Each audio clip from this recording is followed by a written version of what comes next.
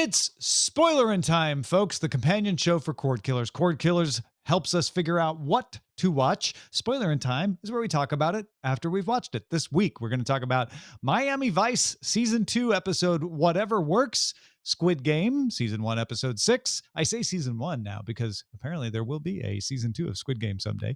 And Hawkeye, the first 2 episodes as premiering on Disney+. Joining me, Tom Merritt, is Brian Brushwood. Dude, I'm so excited to talk about these programs, but sir, which one shall we begin with? Well, shot through the heart, you're to blame.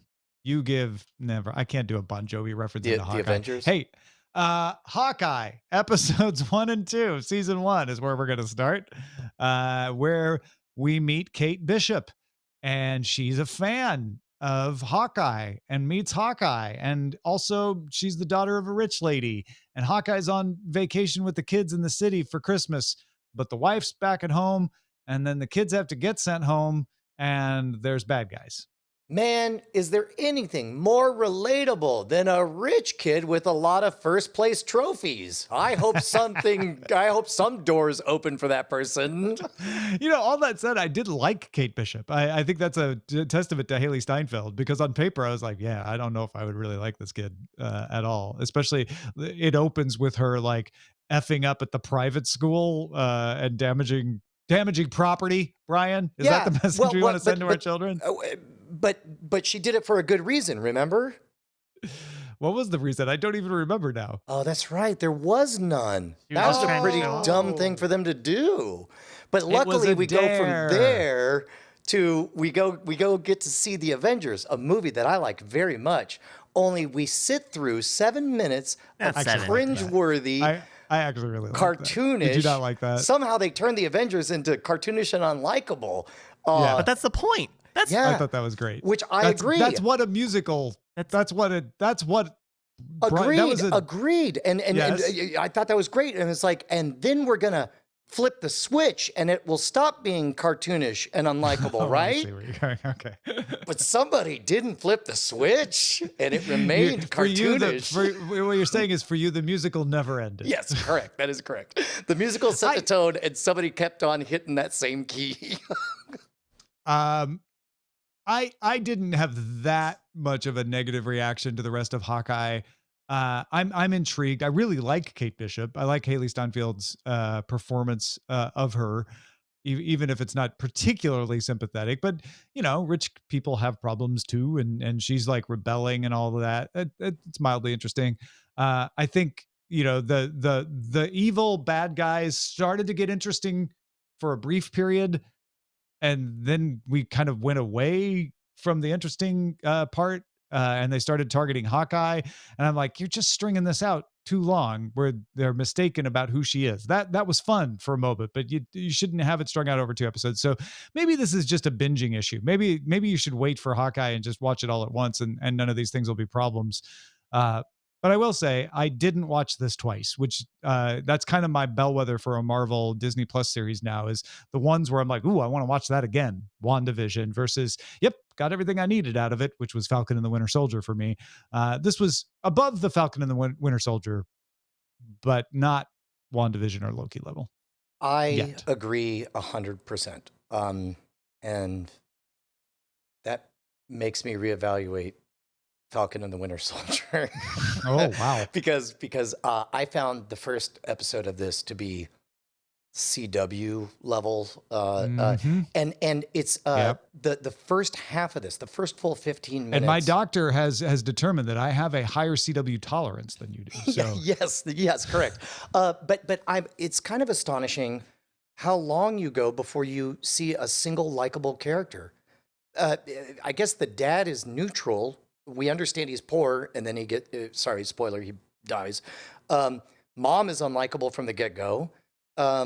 Kid is, I don't know, a prop. I think she's likable, but I get why you might not think that. Well, I can't name for you a single value she stands for or what she believes. Well, when her father died, she took up archery to talk about the mom. Sorry. Mom not likable. Right, and then the stepdad not likable, and no, I was saying the the main daughter, character, Kate, the daughter. to me is likable. Yeah, and so she's introduced doing something irresponsible and with no justification, which, again, like I could be on What board. college student does that? Well, I mean, I could be on board for Yeah, she wasn't handcuffed. like I wanted to feel bad for her, but I'm like, instead I wanted to ground her. Like that was really irresponsible. Yeah, what are you doing? I moved past that. It was a weird opening. I think it was just trying to show her archery skills in an odd way, and why she was back home. Right, is that she got in trouble at school. Once we have her back in the city, though, I'm like, okay, she's casting about, trying to find purpose in life, trying to be more like Dad, and wants to defend, just live on the side of justice. And I did like, those brief moments where you have Hawkeye looking at her like, yeah, it's not that easy. Listen, I'm the only one without the superpowers around these parts. And maybe you don't do that. Which seems like a kind of reality that we don't see as often. Yeah, and now I want to steel man this and be as generous as possible. The first episode, I feel I did not match with me, and I've learned to be careful about saying it's not. I'm not going to call it good or bad, but it did not gel with me at all. Half of the second episode, I thought we were in real trouble when they decided to punch down on LARPers for some reason, and it's like, you're gonna take 30 seconds to explain the concept of LARPing and then punch down on it for. I didn't care for that. Yeah, the only way out of that for me is that it's Hawkeye punching down because he doesn't get it, and he's and he's gonna get his comeuppance when he realizes that they helped him. Well, later. and weirdly, that was shaky. well, and like the LARPing moment. Of like, what are you trying to also make Hawkeye unlikable? They idolize you, and yet you feel gross. On the other hand, though, look at his face. It looks like he's got his hand in a clogged toilet. It's I find awful. it realistic that Hawkeye would be like, these guys, right? Yes. Like that feels like it's real. I don't have to like every single thing about Look at that Hawkeye. face. He doesn't respect them. But I mean, this is this is a thread through. I mean, look. I kind of don't remember this sequence from the episode very well, but I will say that this reminds me a lot of that moment in Falcon and the Winter Soldier, where like the Falcon couldn't get a bank loan. Like, what is an Avenger doing having to go like, I'm an Avenger, give me my suit back. Like, I would make the exact same face if I had to do that and I was Jeremy Renner. In an alternate universe, I'm an Avenger. In an alternate universe, there's a version of this that is so cartoony as to be more cartoonish than the opening of WandaVision, and I love it. There's another alternate universe in which this is brutal, and I learned to respect the bow and arrow like it was Daredevil. Unfortunately, we live in the universe where I realized at the end of the second episode, we're literally never going to see somebody shoot a bow and arrow in somebody's face. We're only going to see weird Rube Goldberg wacky contraptions go off that get triggered by arrows. And all of a sudden I was sad. Yeah. I'm hopeful for episode 3. There are little bits and pieces that I like that if Hawkeye is going to win me over, we'll have more of those little bits and pieces, and all of this other stuff was fluff to set us up. So that's kind of where my head's at going into 3. Man, I wish I had made a note, but there was one moment in episode 2 that genuinely had me laughing out loud by myself, I am hoping for a turnaround. Yes.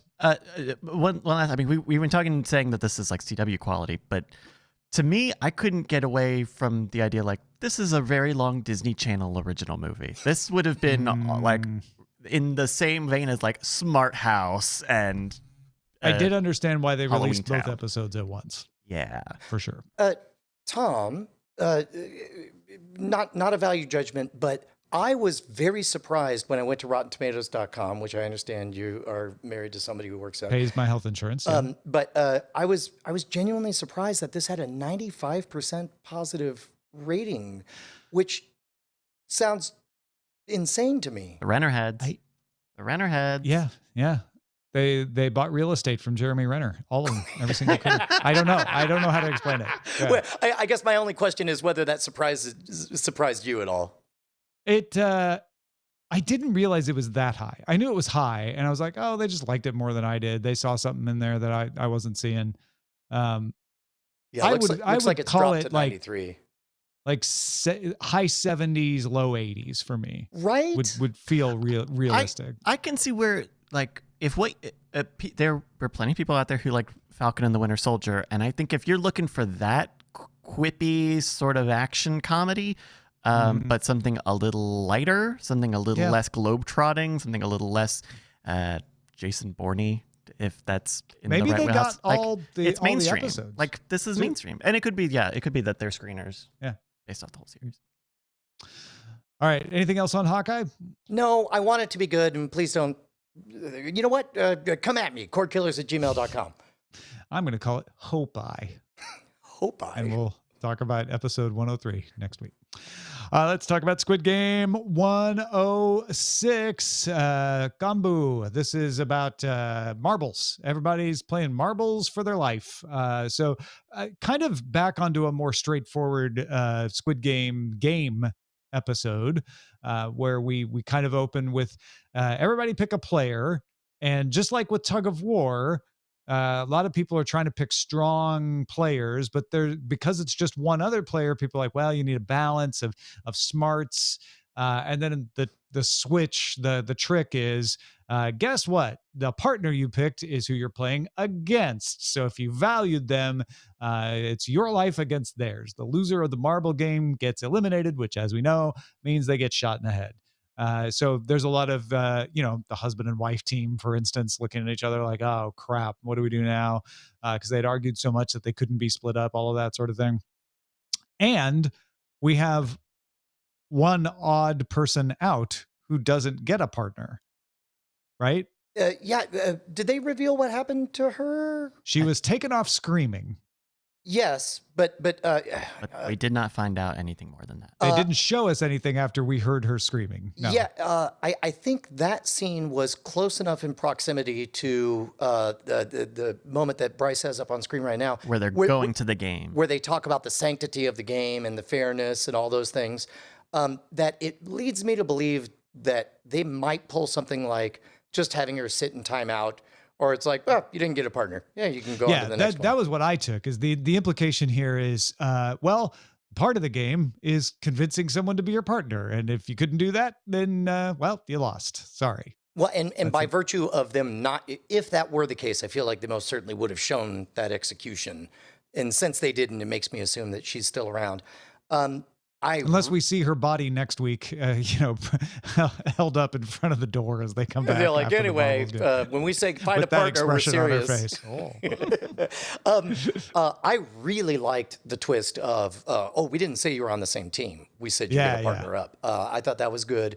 I like that this was a contrast turning up episode in that people who we thought might be kind of bad turned out to be kind of even worse than we thought, in the form of a business school fraud, straight up, doing Seoul University guy. Yeah, that move in con circles is called the pigeon drop, where you turn around just long enough to take the wad of cash and stuff it into a bag and then hand it to him and say, "You hold that tight. You don't let anyone get to it." And it's filled with newspaper instead of money or whatever. Yeah. Only he did it with pebbles.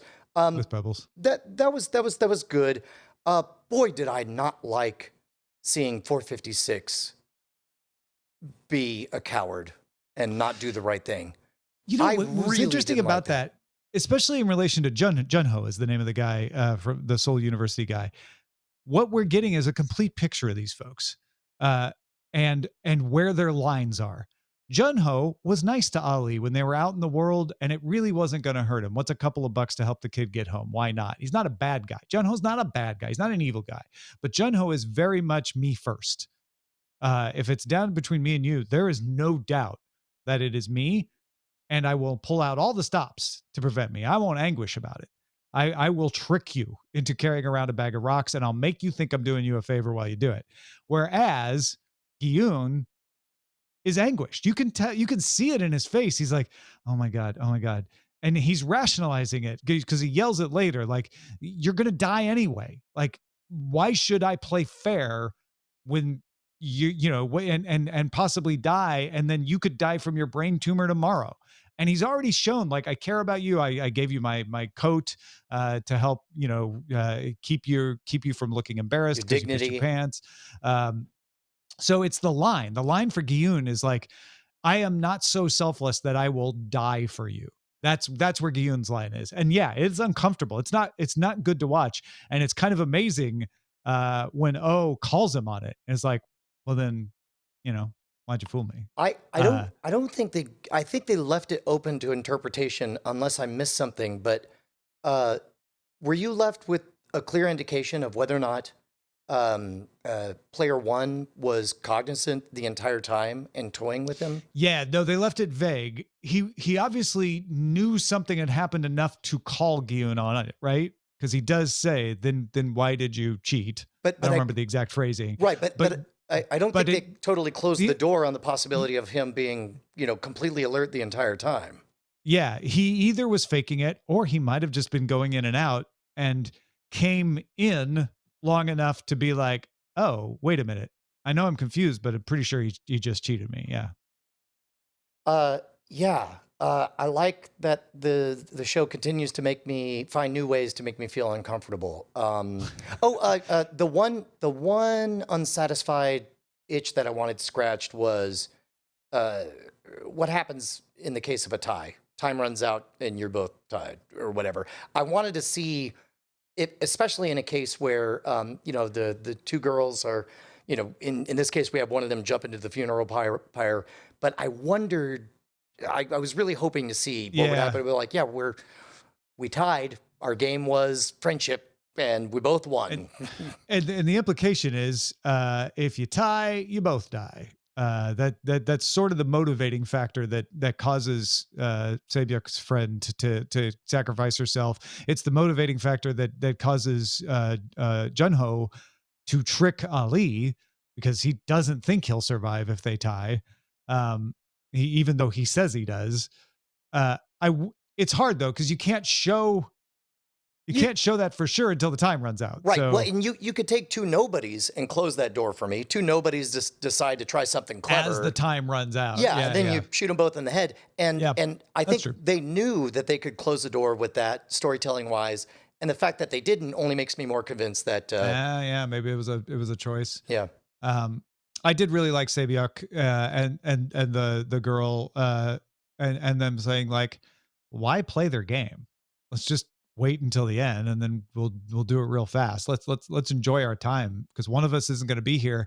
And that girl occasionally accidentally forgetting that one of them wouldn't be there and be like, oh man, it's going to be so fun. I want to show you this thing. That was really powerful for me. I kind of thought that was. I kind of thought that they were gonna put a twist on that, a more evil twist of, oh, this was actually a ruse for her to catch her, flat-footed, unexpected, and then suddenly they don't have time, and they gotta like I get what they were doing and doing kind of a sentimental sort of story, I suppose, but I definitely felt like, oh, that's not a lot of teeth for this character we only just met and is now dead. Yeah, but they convinced me that she went there to die. She like in the that's right, course of, because we're now in the era where everybody's a volunteer at this point. Yeah. and Minyo through the course of her conversation told us like, I have no one. You have a brother. I have no one. I don't know what I'm doing. I did this because I don't know what else to do. She convinced me that she legitimately would be the only one of the stories we saw to absolutely do the selfless act as and not as a virtue, but almost as a suicide, right? To the point that Saebyuk is like, what do you know? What are you doing? So not that we agreed to play and you're not playing. Essentially that 30 minutes she used as an interview to see whether or not she was gonna she played Shark Tank was the game she was playing. like convince me to kill myself so that you could be rich. I'm probably gonna kill myself, but let's see. Let's see what you got. I almost, now that I'm talking about it, it feels kind of chilling to think about it that way. Yeah. But hey, stakes, right? We lost major characters this round. Yeah, and I respect this show for taking away characters we like. Two characters we like very much. Yeah. And I think so. Maybe this colored my experience with Hawkeye because in order I saw Squid Game and then I saw Hawkeye and Yeah. didn't care much for the cartoonish lack of stakes in Hawkeye. Not a lot of stakes Right. over there on the other side, for sure. Any other thoughts on Squid Game 106? Nope. All right. That is Squid Game, 6th episode, season 1. Let's talk about Miami Vice, Whatever Works. We are watching this season 2 episode because the guest star is Catwoman, singing sensation, star of silver screen and stage, Eartha Kitt. And Eartha Kitt and Edward James Olmos are great to me in this episode. Agreed, 100% agreed. And also, in order of viewing, especially after watching Hawkeye, I suddenly had new respect for Miami Vice. I'm like, oh, you guys are really trying. You're having like real people die, and it is. I did find it curious that our two main protagonists couldn't possibly understand the creepy world of Santeria, so they need a bridge of a mysterious person, maybe slightly foreign, to be the bridge to bring them over to Eartha Kitt to explore this strange religious world. Yeah. It is very 1985 in that respect. I wrote, I took some notes this time, and I wrote, how can this show swing so wildly between near brilliance and Velveeta, right? Like they have this like these brilliant Edward James Olmos moments where this is the most we've heard Castillo talk. We haven't watched every episode, but like he's speaking in multiple senses where he usually just gives a cold stare. And Eartha Kitt's fantastic as well. And then you get the story where we're supposed to be sympathetic about Crockett getting his drug seizure card taken away. Well, and also with a cartoon, snidely whiplash of a lawyer or whatever. I am what was he? Not the major. He's like, well, we're trying to raise money for at the policeman's ball. See, I'm the prince of the blah blah blah. Yeah. You're talking about the seizure guy who was cartoonish. I'm talking about his like con man friend who tried to get the car back for him. I am almost certain that is a recurring character who we just skipped over the episode. I think you're right. He's like in that gray area where he likes Crockett, but Crockett's like, you're he's a criminal, the Huggy and I'm Bear going to get you someday. of Miami Vice, right? If you know your your other 70s television. There's also moments that if I say them out loud, shouldn't work, but seem to. For example, when he walks into the room and meets with that when Edward James Olmos walks into the room and encounters that Santeria shaman guy, and they do this trippy flash back and forth thing. Like, I was like, if I described this to myself, I think I would start laughing. But I was all in. I mean, it was interesting. There was also there were some little moments too. That showed that the production team was working on this show. There's a moment during the traffic stop shooting, which, by the way, there's so many points in this where I'm like, oh, they would tell this story differently in 2021. Oh, I thought you were going to say there were so many female butts in that scene, because there were a lot of female butts in that scene, but one of the female butts was attached to an actual person who was hugging the dog during the shooting. And I was like, wow, that's a choice. That's a little thing in the background. Not everybody's going to notice, especially on tiny TVs of the 80s, but it just like gave that moment weight of this woman is like, I hear shooting and you see people running away, and this woman hugs the dog to protect it. I was like, wow, that was good. That's good stuff going on back there. Well, and part of that almost certainly is kind of a method acting thing, because on set, I'm sure they were firing blanks, and she genuinely wanted to, as probably the dog's handler. We also, Glenn Fry was the guest on the episode we watched with Glenn Fry, but we got the Power Station as special guests as a bonus on this. That was actually the Power Station, the band, playing their at the very beginning of the episode. Bang a Gong at the club where Crockett picks the fight. It took me way too long to recognize Bang a Gong. And instead, it's also the first time that I've seen, because I had the closed captioning turned on, that I've seen the lyrics to Bang a Gong, and I made a mental note to mock the lyrics, and then I recognized the song, and then I was just like, oh man, Bang a Gong has some really weird, dumb lyrics, like your coat that's filled with eagles or something like that. It's so bizarre. I have a similar personally embarrassing moment where I'm like, man, this bad T-Rex cover band. And then I was like, oh, wait, JT, John Taylor. Oh, crap. This is Power Station. This is actually their song that they got a hit covering. Yeah. That's amazing. That was amazing.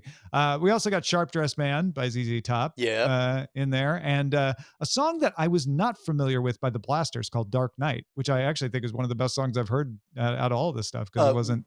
My prediction continues to be correct, which is if you hear the opening notes, you're going to hear the whole dang song.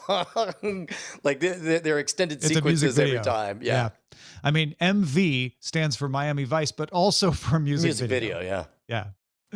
Any other thoughts on Whatever Works? Yeah, props to Eartha Kitt's performance. I was convinced that they were going to make her, it's me the whole time. I love killing cops, and I'm a crazy witch woman.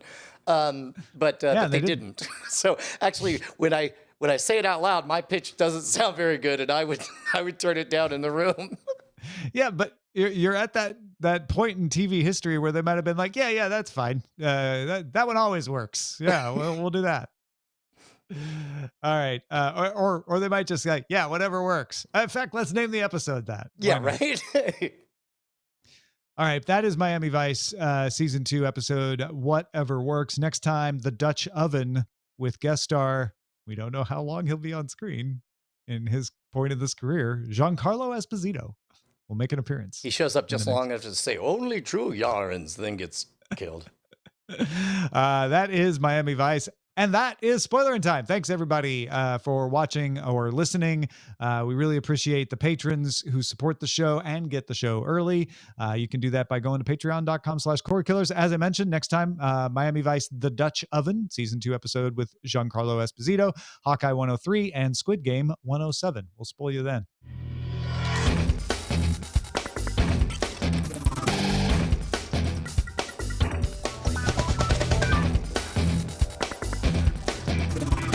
Diamond Club hopes you have enjoyed this program.